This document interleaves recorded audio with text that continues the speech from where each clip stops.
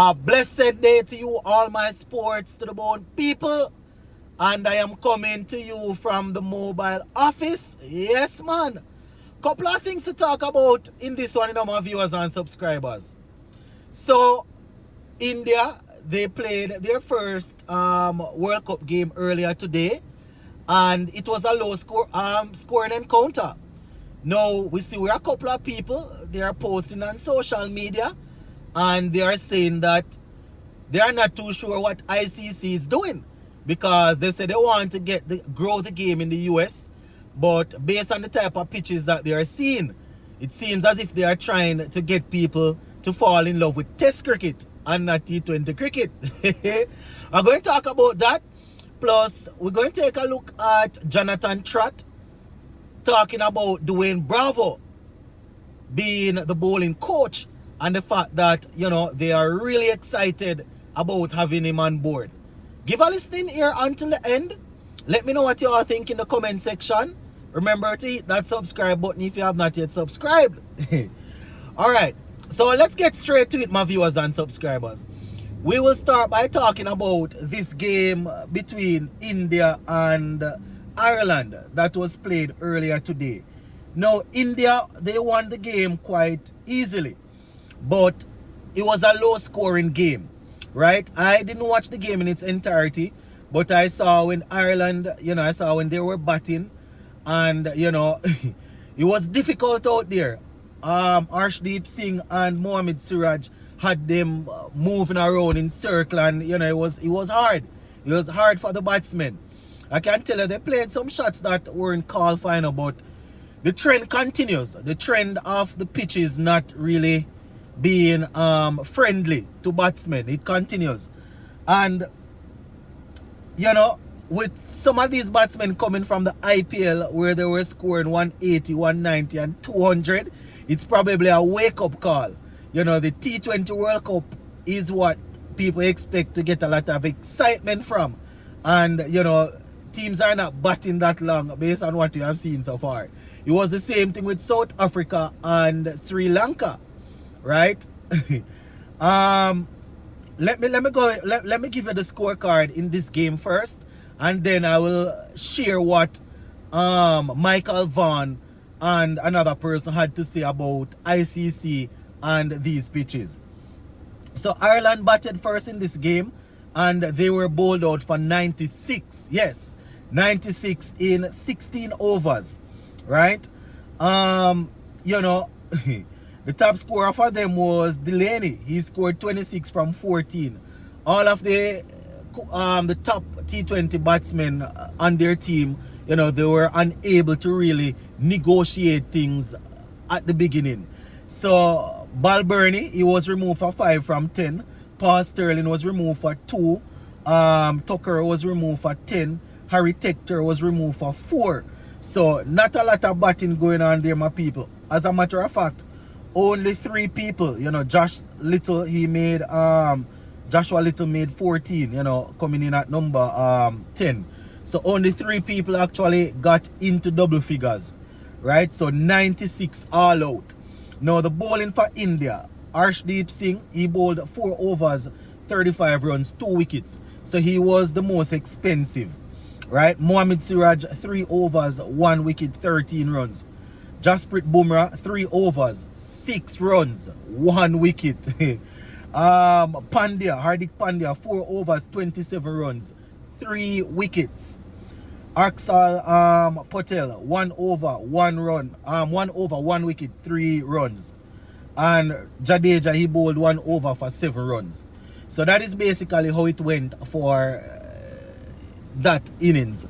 Now, when it was time for India to bat, they went at it quickly, right? They lost Virat Kohli for 1, but Rohit Sharma and Richard Pant, they made sure that things ended pretty comfortably, right? Rohit Sharma was left not out on 52 from 37. He had 4 fours and 3 sixes. Richard Pant, Rohit Sharma was actually retired out. He retired hurt. Richard Pant, 36 from 26. 3 fours and 2 sixes. Dubé was left not out without scoring. So 97 for 2, they chased it down in 12.2 overs. So some people might say you can't really say anything about the pitch because Ireland, they were bowled out for 96 in 16 overs. And India on the flip side, they went and got 97 in 12.2 overs. And they lost only 2 wickets. So, you know, you can probably argue it two sides, you know. But after the game, you know, I saw where the former England captain Michael Vaughan, and you know, I also saw where Wasim Jaffa, they both were on the same page, tweeting about this, about ICC and these pitches. So this is Michael Vaughan right here. So Michael Vaughan said this, and I quote, via Twitter or X, right? Trying to sell the game in the States is great, right? They say love it. But for players to have to play on this substandard surface in New York is unacceptable. You work so hard to make it to the World Cup, then have to play on this. So that is Michael Vaughan there, my viewers and subscribers. So he's saying that it's good that they are trying to sell the game and trying to grow the game. But how can you have players playing on these pitches? Wasim Jaffa said this. This is an excellent pitch in New York, provided the idea was to get the American audience hooked on Test cricket, right? He said that in disguised as T20 cricket. So, you know, Wasim Jaffer is saying that seems as if ICC is trying to get the people to fall in love with Test cricket instead of T20 cricket, right? Because based on the type of pitches, no, you know, the batsmen, they are unable to really go out there and trust the surface and bat. Why, I don't know. Let us see. I guess great batsmanship will have to prevail in these conditions on these pitches. You know, let us see how things will go further down in the tournament. I mean, with batsmen coming from the IPL, I am assuming they were expecting to come and dominate with the form that they were having. But the bowlers, they are the ones that are having the joy. But I mean, cricket is a two-way game. You know, it's not only a batting game, it's a bowling game and a fielding game. So if the batsmen are not able to really pick things up, no, let us just ride the wave with the bowlers, man. Let us ride the wave with the bowlers. Anyways, let us continue right here. Talk about our own Dwayne Bravo. So taking this one from the ESPN Cricket Info website, and the headline says Dwayne Bravo's inclusion as bowling coach was a fantastic move, says Jonathan Trott, who is the Afghanistan coach. So he's talking about Dwayne Bravo. So this is him right here, and I quote, DJ Bravo coming into the side is fantastic, right? Having quality coaches also with huge experience as players is great, but also vast franchise experience in this format of the game, right? He went on to say it's only a brilliant thing to have a player like him coming into the side as coach, and it makes your job a lot easier, but it also makes the coaching more enhanced, right? So he's saying that his job is now easier because some of what he would have to be sharing with the players, he can allow Bravo to go ahead and do that, right? So he's saying that, and I quote, we have seen the start of his first game with us. And we saw the bowlers bowl really well. So credit to Dwayne Bravo.